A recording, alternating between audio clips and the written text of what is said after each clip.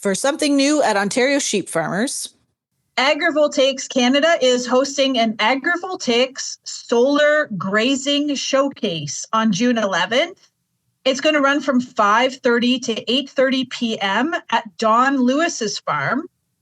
And there's more details on the Ontario Sheep Farming website about the location and the schedule for the evening. We hope you will join us for a very informative evening about solar grazing. Now let's get into today's episode.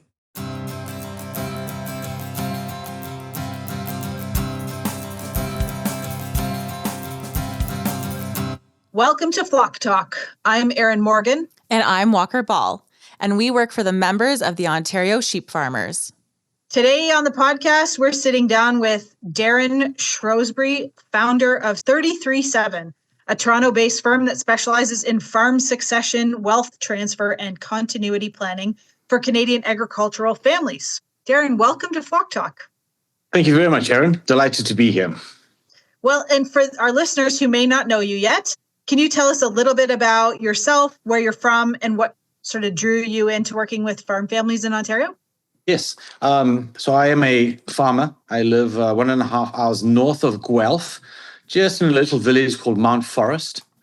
And I have a 103-acre farm, and we do all the way from, we have 1,500 maple trees, we have bees, mushrooms, broadacre, and we have greenhouses and raised beds, et cetera, et cetera, et cetera. So lots of veggies, and we sell directly to restaurants in the GTA area. So sort of a nice little small farming situation. That's what I currently do. And originally I'm from South Africa. And also we had an aquaculture farm. So my father did lots of fish farming. So had a long agricultural background. And been in Canada for 17, almost 18 years now. Mm-hmm. Excellent. So, Darren, let's get started, and we'll start with the most important question. What is succession planning? Why is it important for a family to have, and when should you start, and why would a family go this route? So continuity planning is quite important because we always want to ask the question, why are you farming? Like, why do you do a very difficult job that is extremely physically demanding and sometimes not as rewarding financially as other occupations? Why do we do that? Folks farm for their families. They farm for a period of time, which is today, while they're in the farm, but they're farming for the next generation. And most of the farmers we speak to are, second, third, maybe even fourth, fifth generation farmers in Canada. So we find that the folks, when I ask them the question of, why are you doing this? 99% of people say it's for my family and for the next generation. So continuity planning is exactly that. And we call it continuity planning because we're looking for continuity on the farm through the generations. So people are always looking at what they do, not why they do it. So what are we doing? Well, we're planting canola this year, so let's go and hit the canola, right? But why are we doing it? Well, we're doing it for the family. And that's why I think continuity planning is the most important aspect besides putting the crop in the ground that a farmer should focus on or could focus on, because if his family truly is first, continuity planning should be a very, very close second. Yeah, I've heard a lot of farmers talk about 40 seasons. You have 40 seasons to get things right and to get them ready to pass on. Yes, and I think that, continuity is, we don't use the words very much like transition and stewardship. Continuity is, when you say transition or stewardship, a lot of people think that their value is going down when they retire or when they start getting less active, like physically active on the farm. But continuity means that you're staying either physically on the farm or you're attached to the farm because you have two things. You have knowledge and experience. Those two things added together equals wisdom. Who doesn't want wise people to stay on the farm? You don't have to get up at 4 o'clock in the morning and milk the cows for 9 hours. But you have that knowledge and you have that experience. So continuity planning or continuity farming is very, very important. So we want to make sure that farmers don't think that because they aren't milking cows for 9 hours a day, that their importance has gone down. It hasn't. It's changed. It's shifted from physically getting up at 4 a.m. to speaking to the next generation and teaching the next generation, therefore continuing the farm and continuing the legacy of the farm, right? So we try to get a mindset shift around that because, Aaron, to your point, if you farm for 40 seasons, you are the farm. You and the farm are one entity. There's no separation of that. So we don't want it under any circumstances for the first generation or the older folks to go, oh, my personal validation, me being a human being, is decreasing because I don't feel attached to the farm. That's not continuity planning, right? It's just not. So I think that there's been a lot of misconception around continuity planning, and there's many reasons for failure and why continuity planning fails. And I can give you statistics and reasons later. But I think, that wraps up the mindset of continuity planning is A, important, and B, it's wrapped up in the psyche of the farmer that is still wanting to be relevant, even though he might not be able to, combine for 10 hours a day or whatever the case may be. Totally. So yeah, let's talk about continuity planning a little bit more. So it's not just about a will or passing down land to the next generation. I'm assuming you see it as a lot more than that. So what do farm families miss, or what should they be thinking about when thinking about continuity? What are the elements of that plan? Right. We have 7 questions. We have 7 basic steps to get you through farming continuity planning. So let's just backstep quickly and tell you a couple of things. So FCC, which is a big company, has a number. $600 billion is changing hands. Farmland is changing hands in the next 8 to 10 years. $600 billion. That's a big number. 88% of farmers do not have a continuity plan. That means that $528 billion of wealth is actually not really well looked after. So therefore, the question is, are you farming for your family or are you farming for the government? Yikes. And do you even know, right? Because every farmer, 88% of those farmers don't know. What they do is they put urgent in front of important. Urgent is, let's go plant canola. That's great for the next 15 seasons, but it just kicks the can down the road, right? So what happens is the important is pushed to the side, continuity planning, over the urgent. And yes, we got to put the seed in the ground. We understand that, but not at the cost of your family. Let's go back to why are we farming? We're farming for our family, right? So 40 seasons of canola, yes, it gets your farm to a wealth of X, Y, Z. But if you don't have continuity planning, a very large percentage of that is going to go to the government. People don't understand that. They don't know that. Or if they do, they just do the ostrich, put their head in the ground and keep going, right? And there's a reason for the failure. There's 2 reasons and 1 excuse. The 2 reasons for failure, I believe, 1 is the billable hour, and 2 is invoice fatigue. What I mean by that, for you to get a continuity plan on the farm, it's just like planting.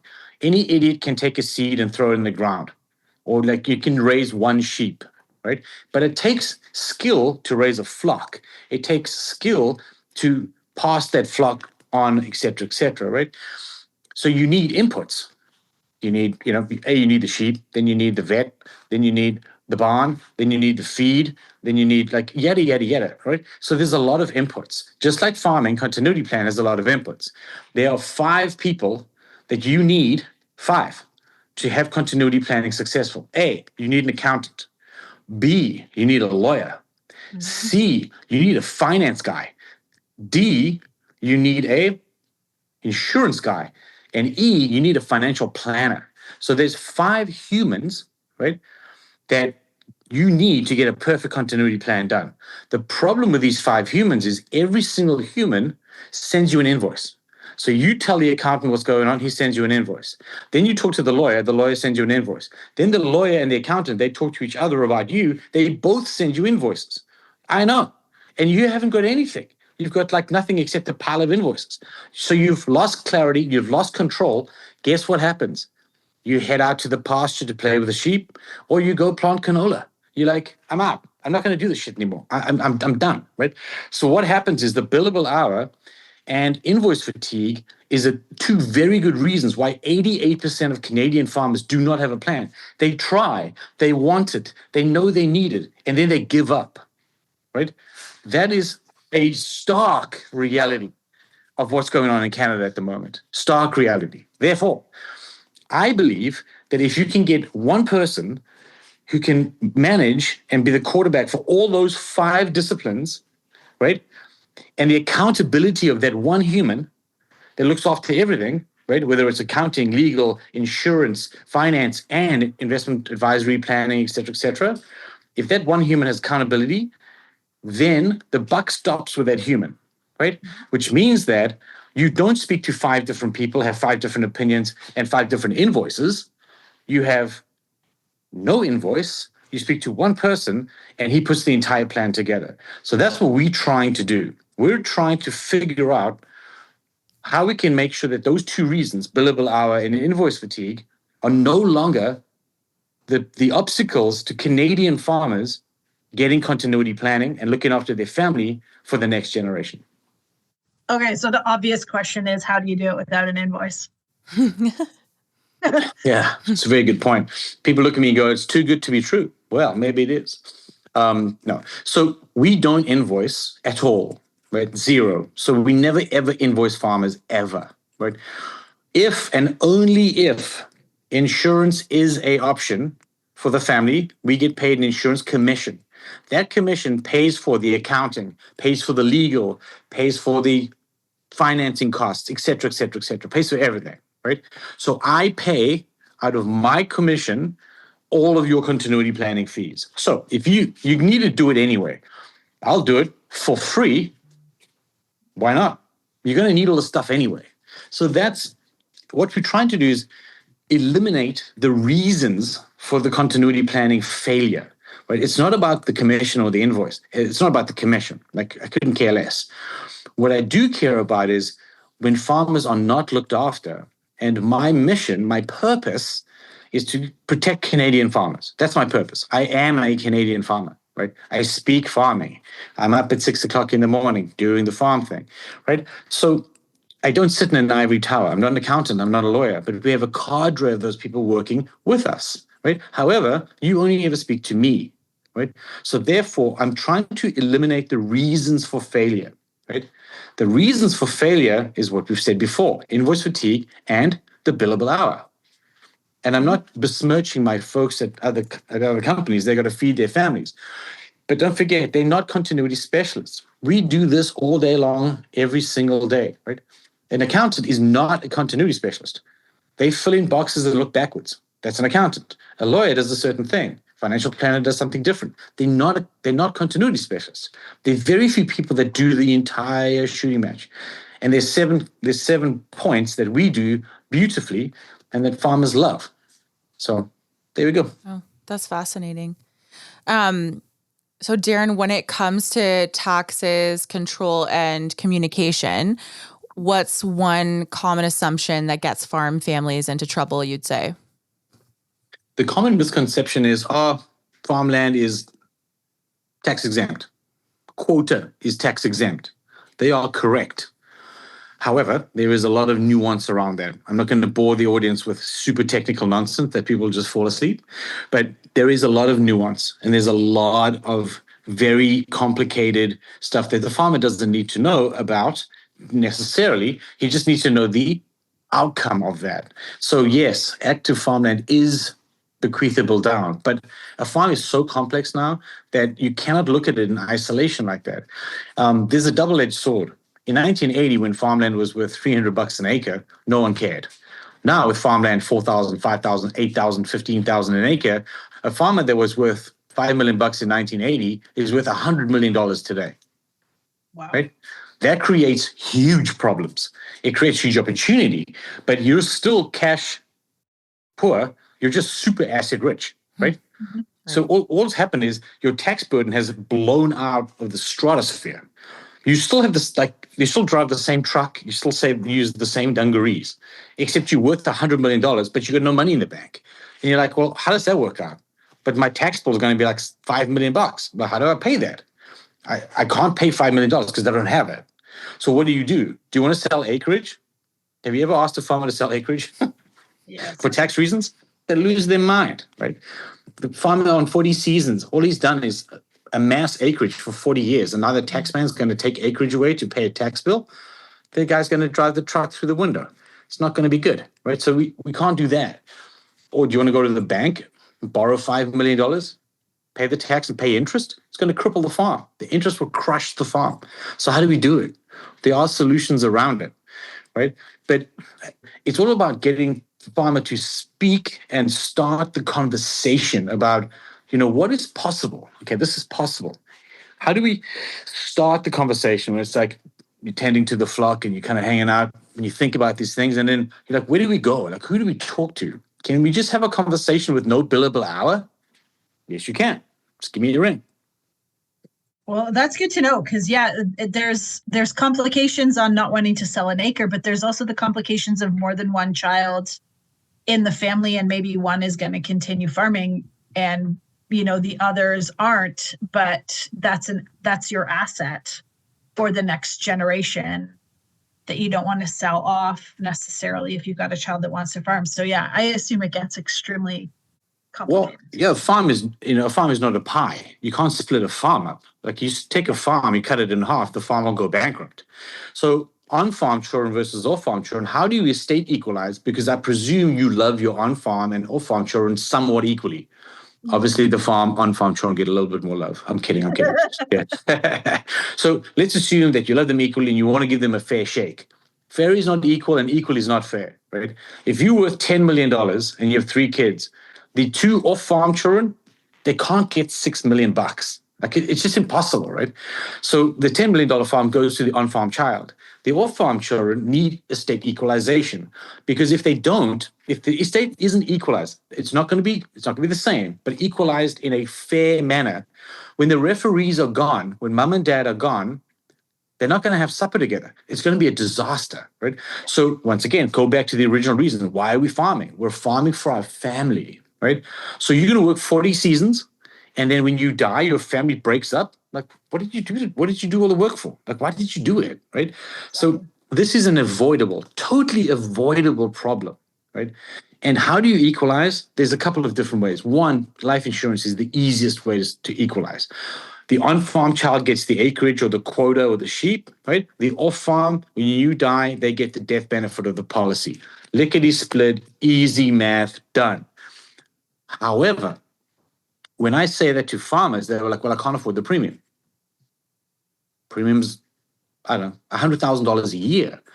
Guy's like, I'm not going to give you $100,000 a year. I'm like, I got to go and build a new barn. I'm like, oh, it makes sense. You got to have a barn, right? So like what we do is we leverage the premium. So we take out a loan against the value of the policy and we give the farmer back the $100,000. He takes the $100,000 and builds a lambing barn with $100,000. But he has a life insurance policy. When he dies, a portion of the death benefit pays off the loan and the remaining money goes to the off-farm children. Bada bing, bada boom, you're done. You've estate equalized and your children still have supper together when the referees are gone. That's just one possibility. It's just one idea on how to estate equalize. And there are several others. Wow. Well, you make it sound so easy.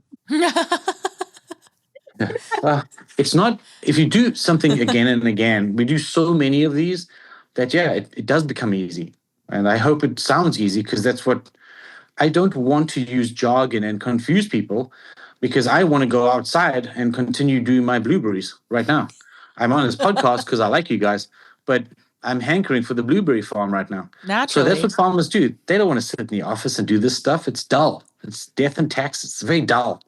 So let's just make it slightly lighthearted, get it done quick, and make sure that everyone's happy. Awesome. So our audience varies in sizes. Our producers, run from the gamut of small to large producers. I'm just wondering, what are some unique challenges or opportunities for them when it comes to legacy planning for the different sizes? That's a good question. We also look at farms, range 10 million and up, generally speaking. in this day and age, 10 million and up is quite easy to achieve, especially with acreage and quota.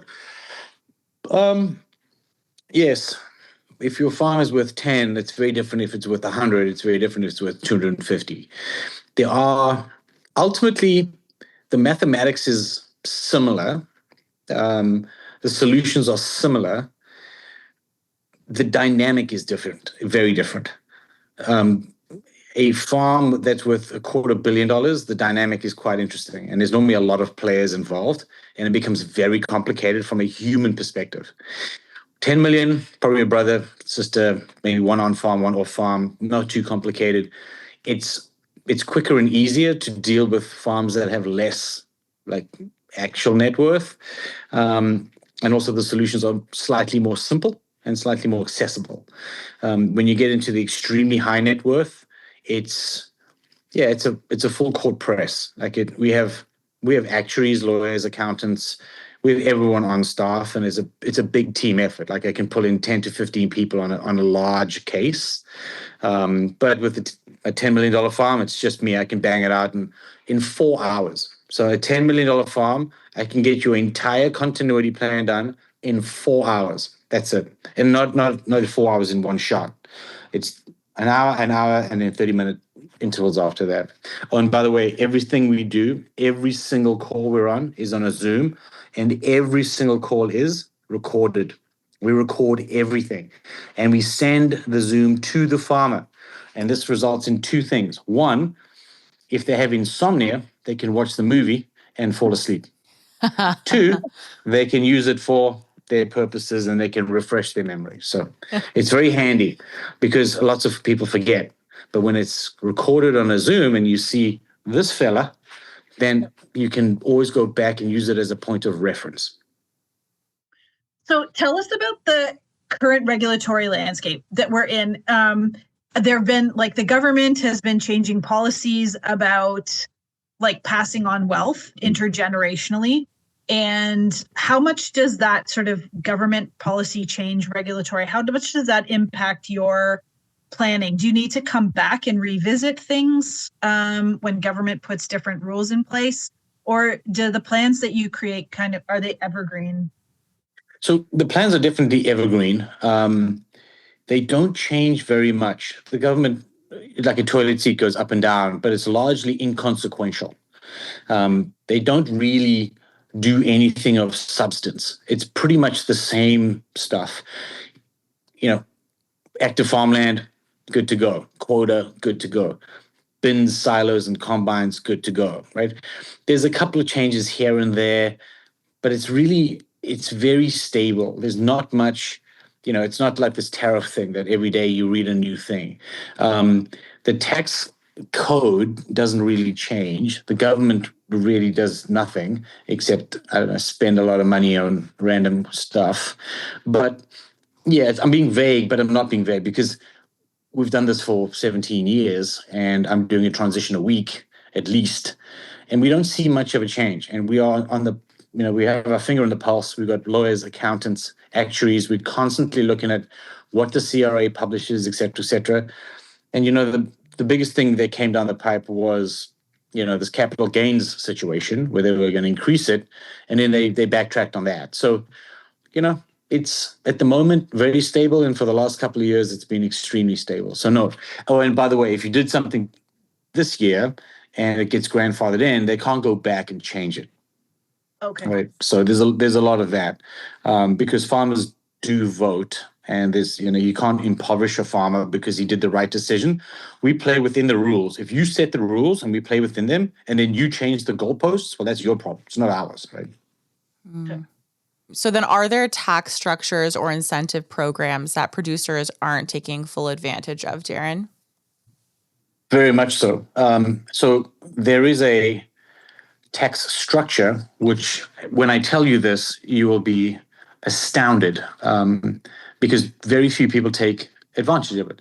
The high and ultra high net worth people do take advantage of it, but it is trickling down to the mass affluent because folks like myself, are starting to tell people about it. So this solution has been around for 150 years.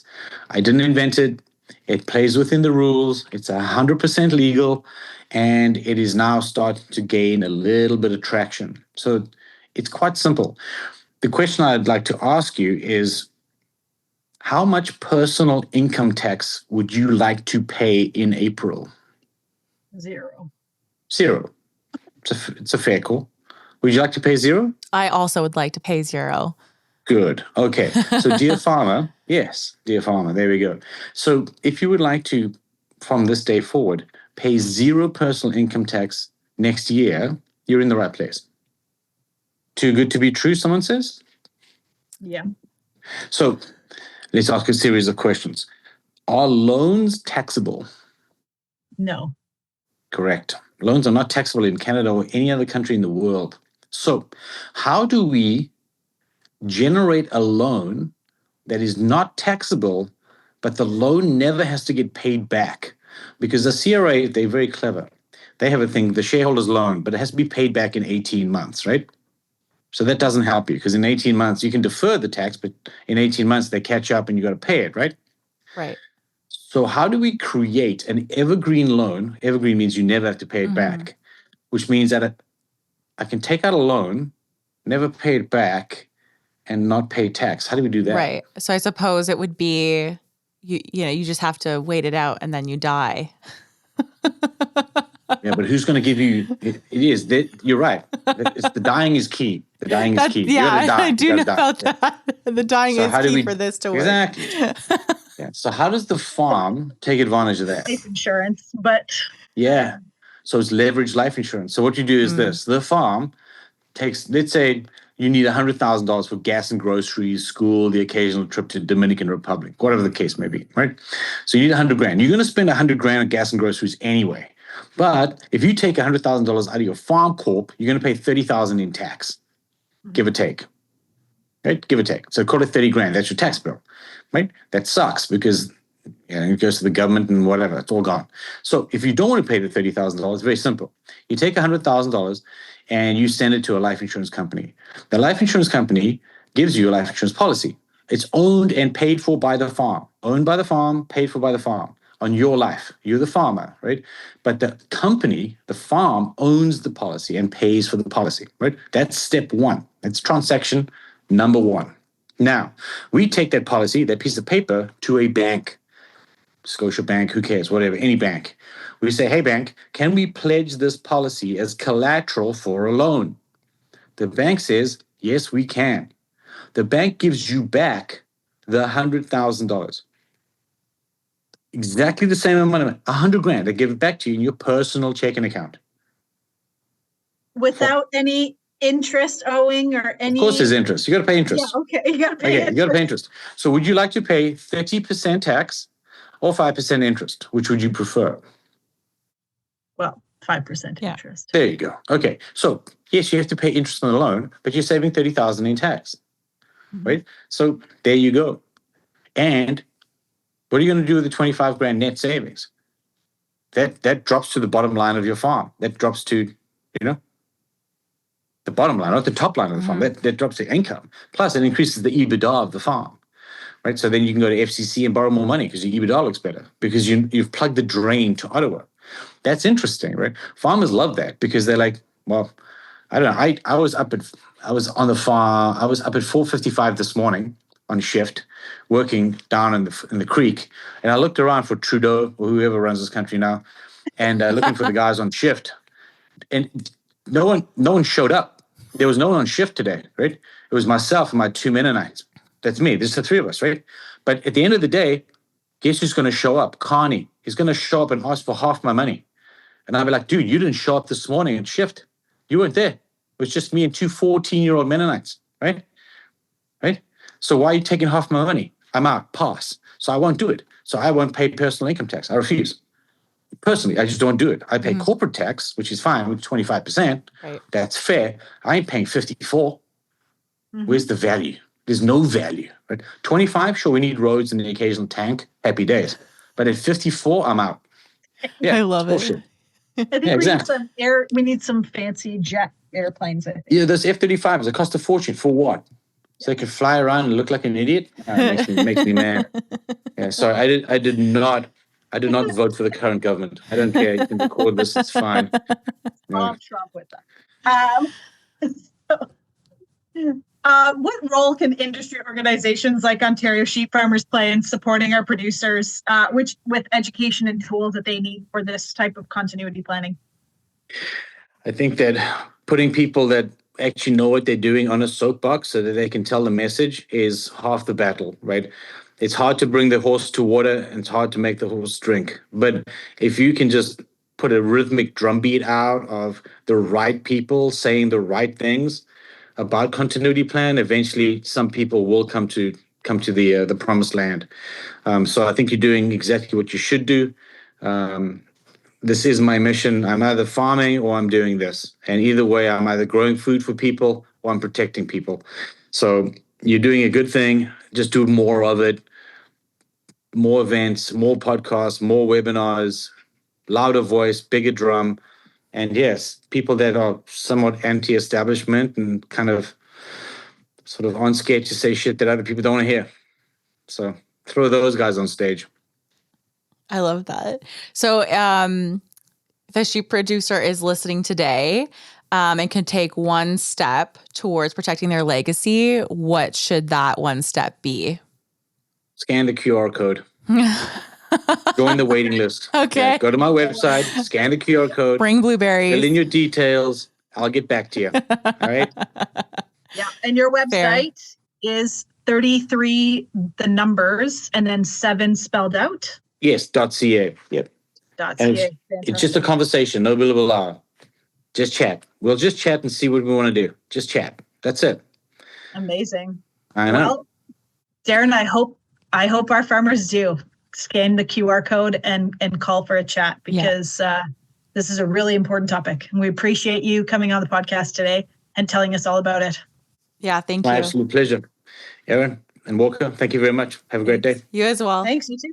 And thank you for listening. If you enjoyed this episode of Flock Talk, please subscribe to your podcast app to receive alerts for our future episodes. And please share our podcast with your friends. For more Ontario Sheep Farmers content, follow us on social media at Ontario Sheep Farmers on Instagram and Facebook, at Ontario Sheep on X, and visit our website at ontariosheep.org.